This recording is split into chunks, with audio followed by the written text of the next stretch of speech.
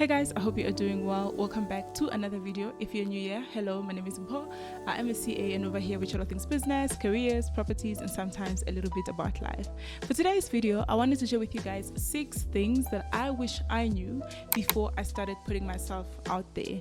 Now, while the context of my putting myself out there is through posting content here on YouTube, as well as being a lot more vocal at work, what I wanted to talk about, I think can apply also if you are, yes, generally putting out content online. So be it TikTok, Instagram, LinkedIn, YouTube, Twitter, wherever you're putting out your content.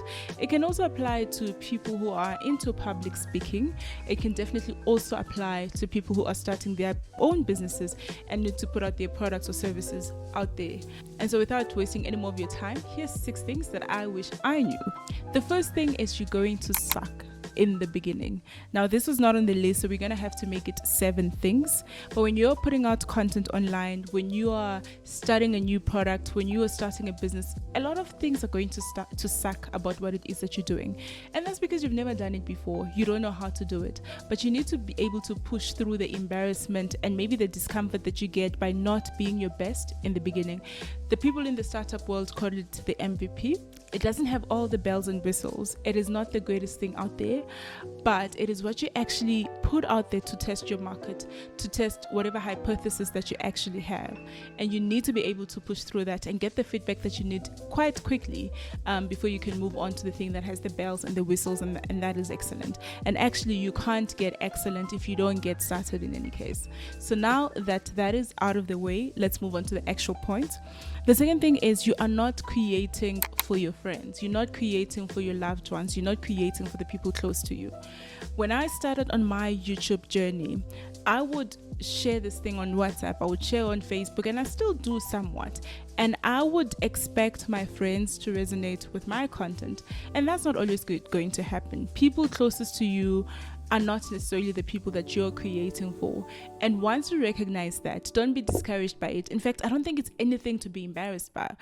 The content that you are putting out will find its place and will find its people. And I think it's unfair of us to expect that place and people to be with the people that we love in real life. When you are starting a business and you want to sell, let's say, eggs, if you have friends that don't eat eggs, you're not going to feel bad if they're not the ones buying your eggs. Your friends can support you in other ways.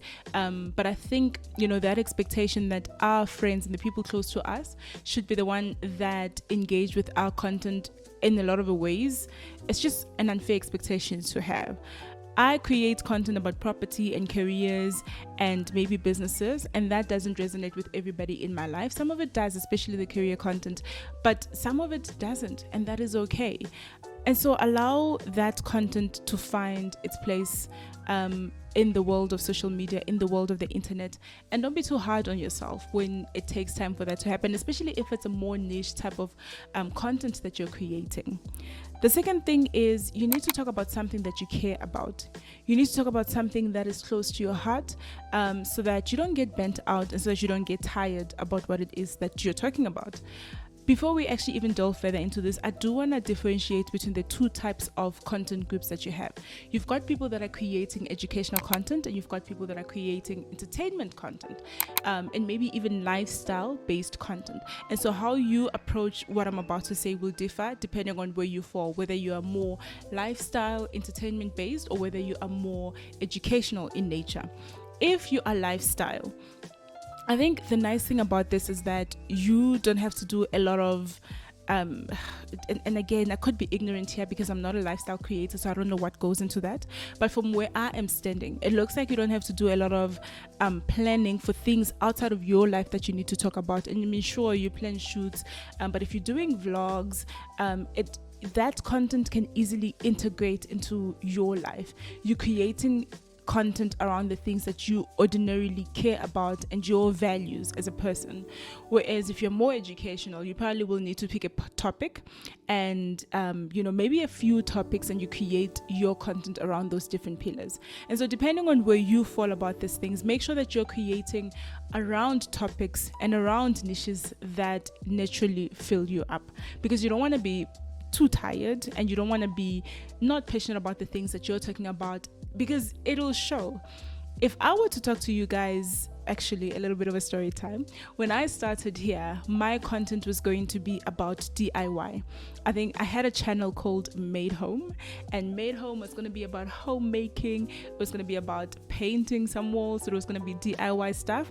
I did 2 projects and then I realized, it's not going to work. It's not me.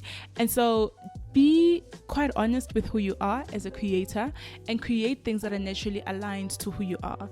And I think even in the lifestyle versus educational, entertainment versus educational type of creator, there's merit for both. I mean, if I think about someone like Makhubele, who is clearly creating content around a topic of finance, and maybe Noguhle Khumalo is also another person that's creating specific content that's educational, Andiso Mujapilu, all of those people, right? And then you've got the millennial mom who is now bringing us along to her lifestyle. There's many people that are lifestyle creators actually, and I think in the South African context we know more about lifestyle creators that we think that's all that exists, but there's also people that are creating about specific topics. So if you're going to choose a topic, let it be a topic that you really care about and can speak about for a long time.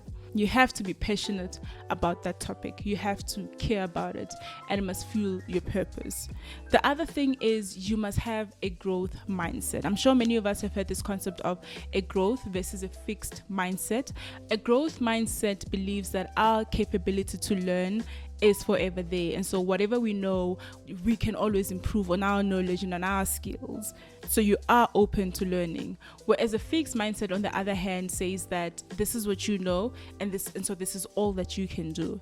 Having a growth mindset when you're starting something new is very key, because it is that allows you to push on, to learn forward, to learn new skills, to learn new ways of presenting yourself in a way that you maybe wouldn't have done in the past. And so if you want to start creating, if you want to start speaking in public, if you want to start a business, you need to have a growth mindset. You need to know that where you're starting now is not necessarily where you're going to be in a year's time, and you need to be willing to put in the steps and to be willing to learn the things that you need to learn to improve yourself and to better yourself as a creator. YouTube especially is a dynamic platform, and so it is always changing. The algorithm is also changing. What performs well changes over time, and you need to be willing to basically adapt and be flexible and learn the platform, whatever platform it is. If you are a business person and you're selling something, you need to be open to learning about the different marketing strategies. You need to be open to learning about what your consumer is looking out for, instead of being fixed in what you think it is that you're providing and just sticking to that. The fourth thing is being consistent and persistent. Whatever social media platform that you're posting on, whatever in real life engagements that you're having, whatever it is that you're selling, if you're actually having a business, building excellence requires you to show up consistently and to be persistent. Think about it. You cannot do something once and expect us to know you for that thing. You require that, iteration, coming back and reminding us all the time that this is who you are, and being excellent at it. Building takes time, and we need to appreciate that, and being excellent takes time, and we can't shy away from that. I mean, guys, yes, we've got people who go viral on their first instance, but that's not going to be a lot of our stories. A lot of us will need to come back consistently, and we'll need to be improving just ever so slightly, getting better at whatever it is that we're doing. And so just be consistent and be persistent and allow time to work its magic. People in investing say this all the time, that there's compounding. And so even in whatever it is that you're doing, even in the small habits that you have, even in however way you're putting out yourself there, if you're showing up daily, maybe not daily or weekly, and you are improving, over time you will be excellent. Over time, all of those efforts will compound. And I think this leads us nicely to having a long-term view. You can't really think this is something that you're going to try 4 times, and then if it doesn't work out, then you give up. Vele YouTube doesn't favor educational creators. Vele YouTube doesn't favor people who look like you. Vele YouTube doesn't favor people who don't have money. Whatever story that you're making in your head, you need to have a long-term view, and you need to try this over a long enough term to then make a decision or draw conclusions from it. You can't be discouraged by slow growth, especially in the beginning. You can't Don't be discouraged by numbers that don't seem to be picking up, especially in the beginning, because remember what we said about compounding. Overnight success looks like putting in the work for a long time.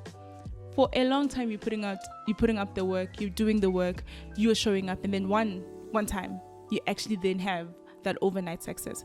And so remember that, and just be dedicated and understanding, going back to why you started, letting that be the thing that fuels you if you want to continue on that journey.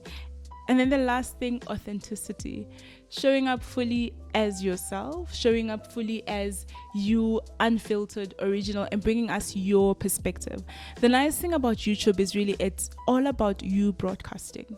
It isn't about seeing how this person does it and thinking that if I just copy that person, then I'll be successful here. I mean, that works in the short term probably, and we've probably seen people who come with similar styles to other people, and then they make it because maybe the algorithm recognizes that. But I think in the long term, if you want this to be a long-term thing, you need to bring your originality, you need to bring your voice to it, and people will connect with that originality and that authenticity. And so try avoid copying others.